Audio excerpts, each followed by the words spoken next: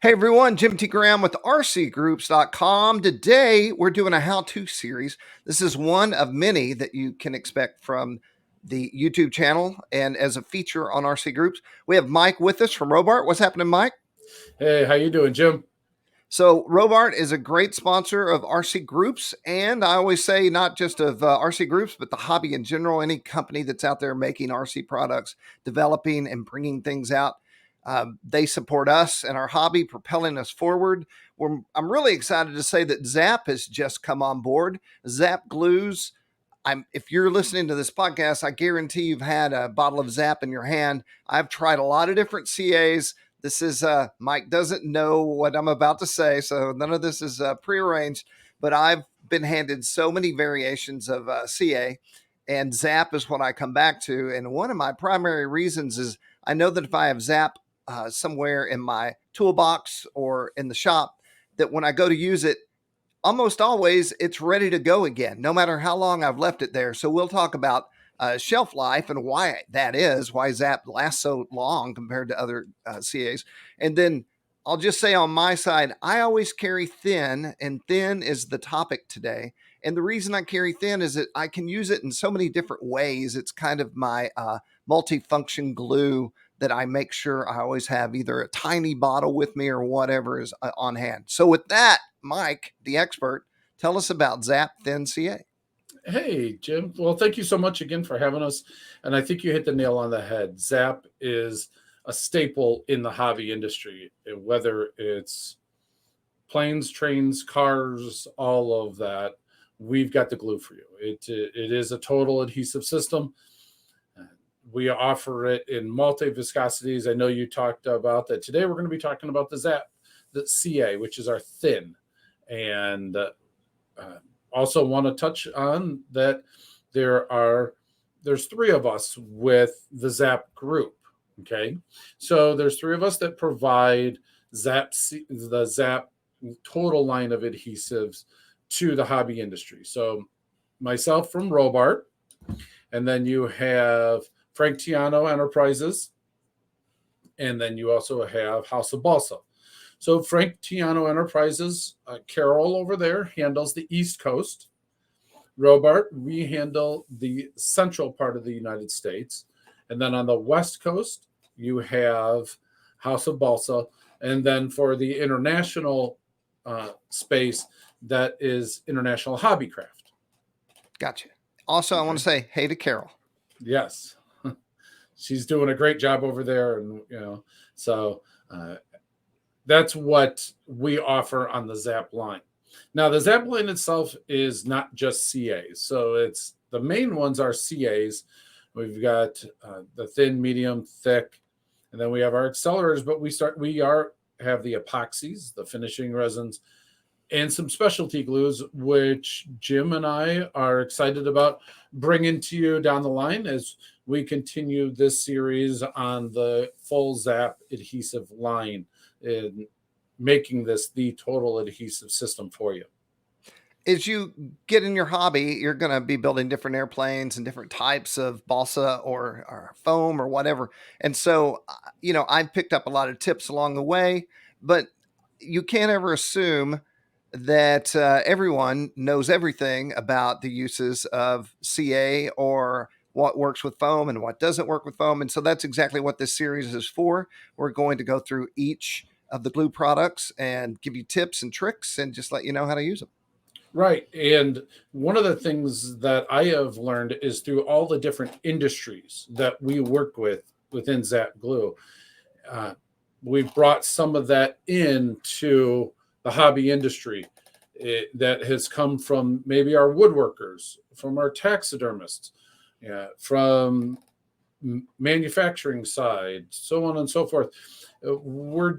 We even touch the outskirts of some of the medical stuff. So Right. we're really bringing a lot of different looks in on this that has helped out the hobby industry.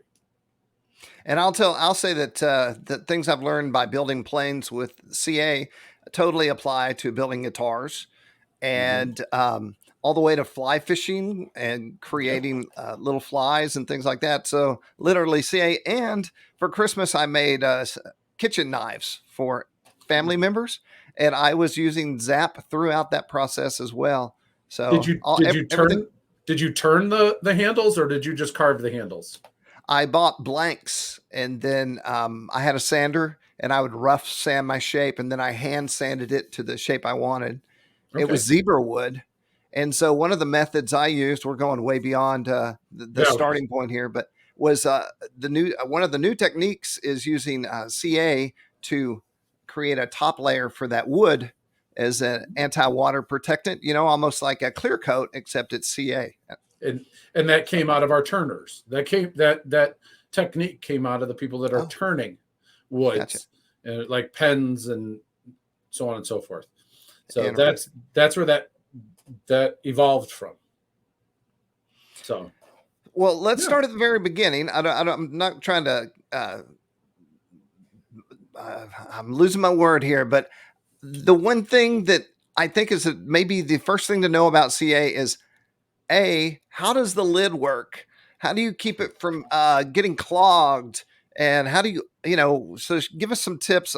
That's the most basic thing that seems so simple, but I think there's got to be a trick or three there that y'all have developed with sure. the bottling. It's real simple. So what I'm going to do, I'm going to go ahead and jump over here. Let's take a look at the thin CA.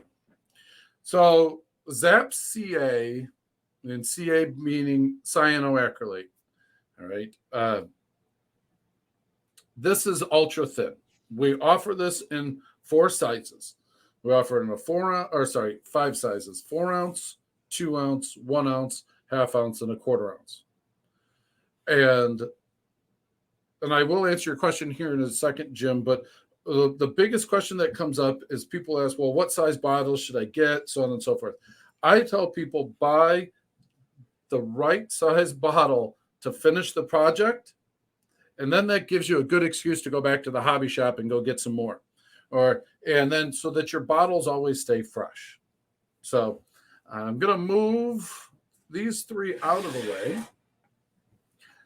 and I'll work here. So your question, Jim, is the caps. So what Zap has done is we have our overcap, and on the overcap we have the tip. This tip comes with all of our CA bottles. This is essentially our Z end. And in one of our future videos, we'll go over tips, but this is our rigid tip. There is a small piece of tubing in here that you can put into the tip and make this a more micro tip if you would like. Okay. Now, go ahead, Jim. What's up? Oh no, I was acknowledging that tubing. Yeah. Now, how Zap has put their bottles together is this portion from here up is one molded piece, and then from here down, and then this is a welded on, so it is airtight and sealed. And so what you'll do is you'll just break your cap off the top, and then this flips over, and then you'll hear a little. No, you're not going to hear it from that far away, but you'll feel it, and that locks it in. And so now your bottle is sealed. All right. So that's the answer to your question, Jim, in regards to the caps and whatnot. Okay. So every time we're done, we just put the cap back on. That's it. Put the cap back on. All right. Now, the other thing is Jim, what's biggest question is always my tip is clogged up, right? Or this tip is clogged up. How do I fix that? So, very simple. What I do is I keep a rag with me at all times, and then basically we just burp the bottle. So I'll spit out some glue. I've got glue in the tip. What I'll do is I just put the rag over the tip and just blow it out. Make sure that your bottle is straight up so that this air pocket here stays up, and then we just blow it out. And now I've got no glue sitting in the tip. I could pop that off put my cap back on, and I'm good to go. Ready to use it again. So I find that if I keep my CA standing upright, it almost never clogs. But if it Correct. does clog, I have modeling pins, and I'll take a modeling pin and run it down the throat there. Is there a suggested method to unclog a clogged up top? That's about it. Yeah, that's about it. Yeah. So, yeah, that's basically our biggest question in regards to a lot of these. Now, we always recommend that you use a tip, whether you use the Z end or the flexi tip, which we'll go over in a future video. I always recommend you use a tip. And the reason for that is we want you to use the whole bottle of glue. You spent good money on a good product, use it. If you are not using a tip and this starts to clog up and you need to cut this back, you're going to end up getting into a space where there's too much of an opening and you're going to use too much glue. Okay. So use the tip. If the tip clogs up, you can cut these down. These are very inexpensive. These are the price of a tip is minimal compared to the overall cost of glues and the models and so on and so forth. This way you can pop your tip off and throw it away if you need it. You can always replace it. And now you get the most out of your investment. Use that whole bottle of glue. Okay. I've got a tip. Go ahead. Stop me if I'm wrong. So I learned this a long, long time ago. If you ever get a little pop of CA in your eye, which I have, I think the inclination is to get that out. And my tip is the saline saltiness of your tears will take that CA, and in just a little bit of time, it'll take it away. So if you ever get a drop of CA in your eye, don't do anything. Your tears will dissolve it. Have you ever heard that? No, I have not heard that. And, we have all those precautions in the back of what to do. And so make sure that you are being very careful because it is not healthy and it's not fun at all. You'll feel it for sure. So don't, yeah. And when you work with this stuff, I can't work with any CA without getting some on my hands. This is true. And so do you wear gloves, or are you just really good at it? Actually, I've got some on my fingers already. Yeah. There's some projects that I'm working on that are very delicate, and I will wear gloves for those. If I am doing something more rough work, then I just use my fingers on them. Right.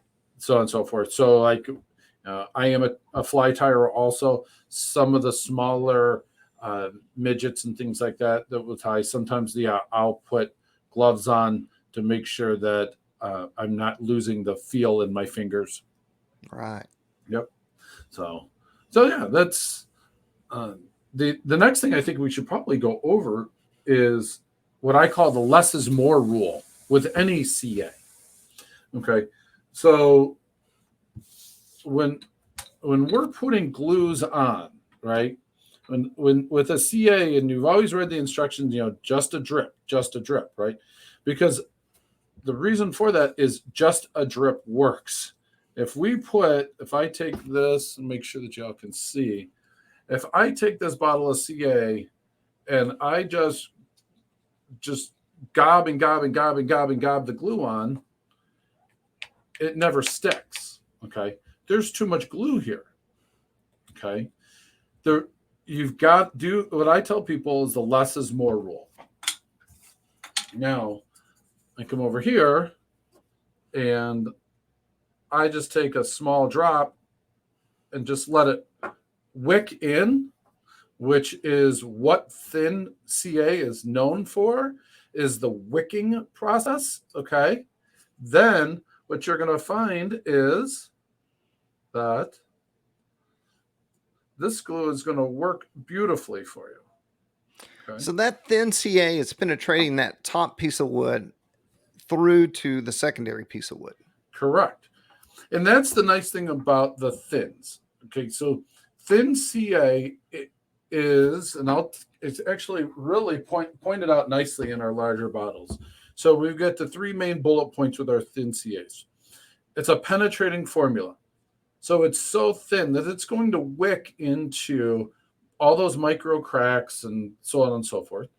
It's a super fast cure. Well, that super fast cure is only for, again, what I call the less is more rule, okay? And superior wicking action. So I'm going to move this. I'm not sure if we're going to be able to see it. Maybe I get the light on it just right. There, there it is right there. So if you could see right here, you can see where that glue is reached out into this piece of balsa. All right. And that's what the thin CAs are wonderful for, is that wicking action. And this is already cured and ready to go. Those two pieces become one. Correct. So, thin CAs. This is really where you're going to see thin shine, is on tight joints, balsa to balsa, where you can model up. You can set up your pieces together, and now fixture them, and then run this thin CA. Run that thin CA right down that joint, and that's where these tips come in really handy. Less is more, and just hit that joint and let the glue wick in and work. So kicker isn't really on the agenda today, but I've always questioned, kicker allows me to make something happen faster, but I often wonder if when I kick something, if the bond isn't as good as if I let it dry naturally. What's a theory on that? Okay, so let's talk about what glue does. Glue in general, okay? So glue basically goes in and it fills in all of those micro cracks and things like that, and it makes a bond. It makes a mechanical bond, right?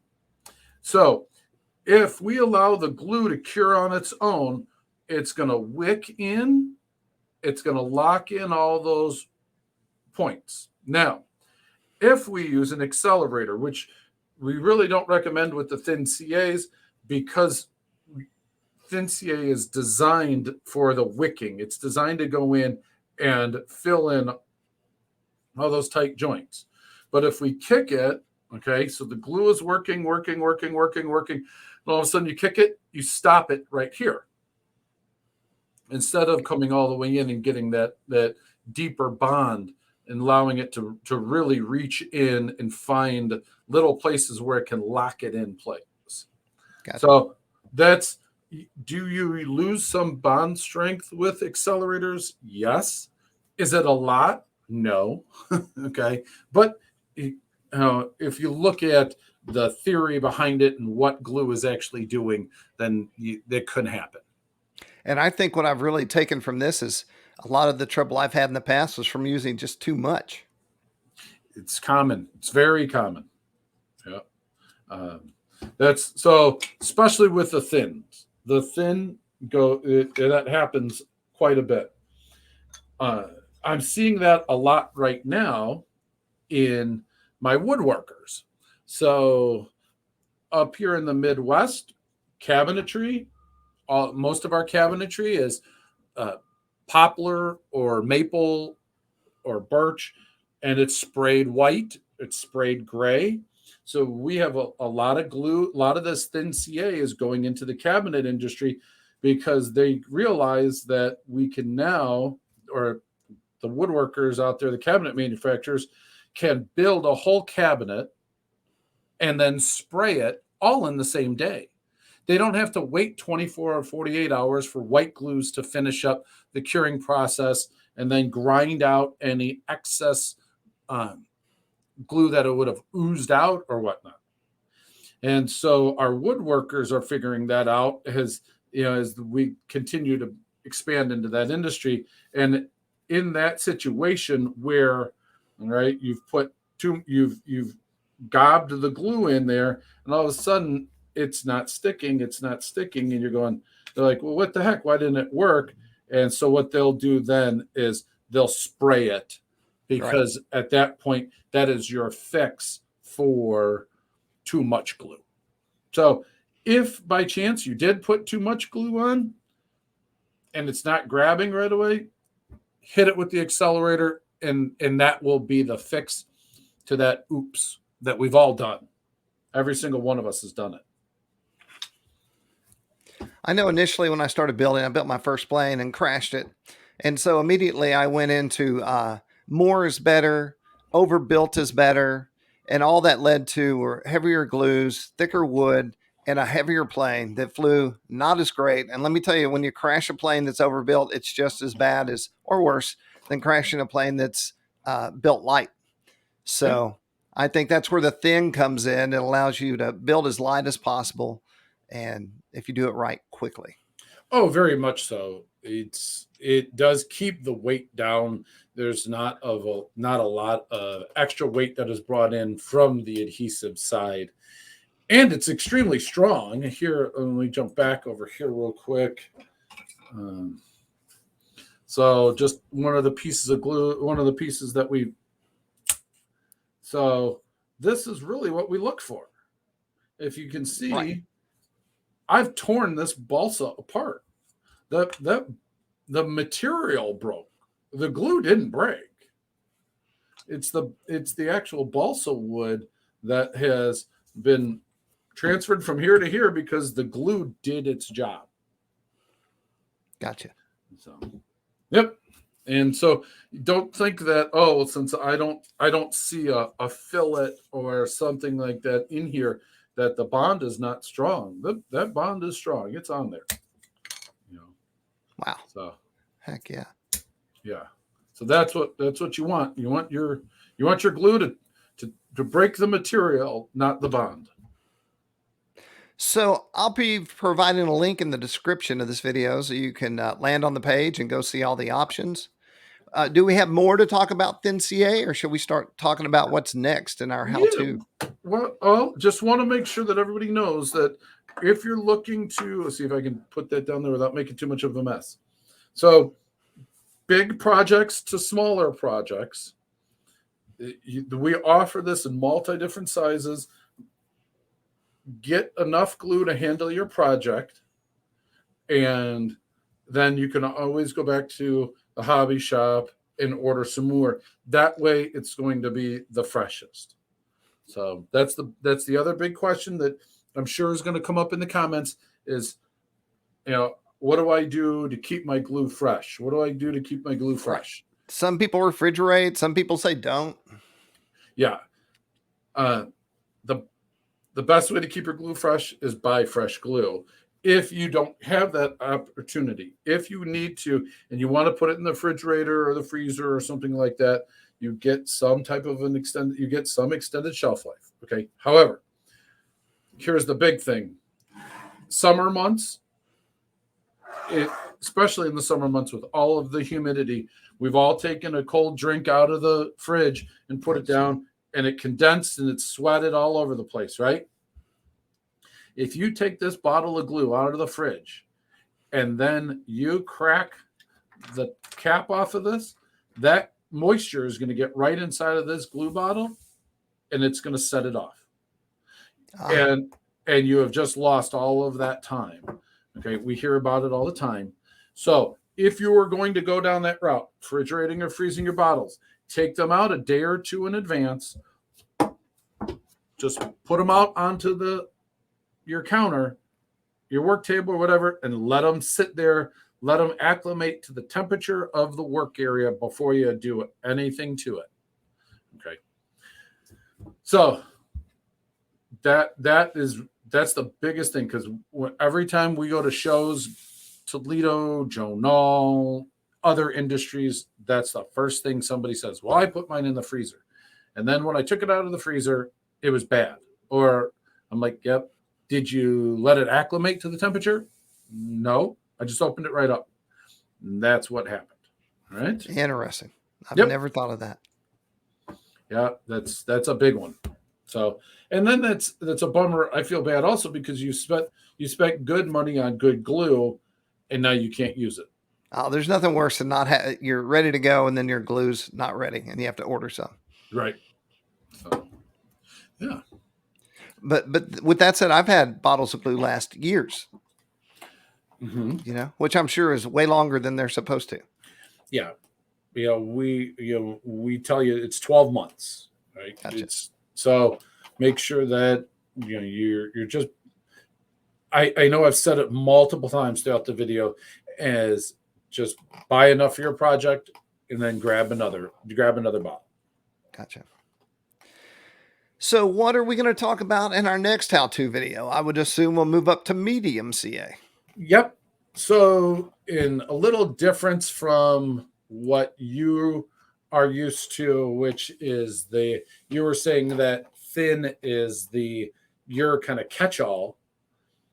Well, across multiple industries, really Zap-A-Gap, which is our next one, is our catch-all, and that's our medium. I think that's the one we're going to be talking about next. Okay. All right, everyone. We have been talking with Mike from Robart, and we have been going over Zap Thin CA, and I'm looking forward to talking to you again. We'll schedule a time, get back together, and hit the subscribe button. And this will also be a feature on RC Groups, so you can find it there as well. And when the next one comes out, you can be alerted and watch it live, or you can check it out on RC Groups. And be sure to visit Robart. And once again, that link will be in the description of the video as well as in the feature. So everything we're talking about will be easy to click on and go directly to, order, find, learn about, all those good things. Mike, anything else you want to say before we get out of here? Yeah, just if you've got more information, the three master distributors throughout the U.S., which is Robart, House of Balsa, and Franciano Enterprises, all of us are here to help you. Don't get frustrated. Pick up the phone, give us a call, and we'll take care of you the best we can. And you might even see Mike at some events around the country. So if you do, be sure to say hi. Yeah, we were at Toledo. Looks like we're going to be at Toledo next year. Right now, and then we were at Jonal, and then I think next year we've got a couple other stops also. I'm looking forward to it. We're putting together next year's show schedule, and you'll see the Zap booth there. Awesome. Well, thank you for your time. Thanks to everyone out there that watches and comments and does all the internet things for us. I'm Jim T. Graham with RC Groups, Mike with Robart, and we will talk to you with our next installation of CA How To. You got it.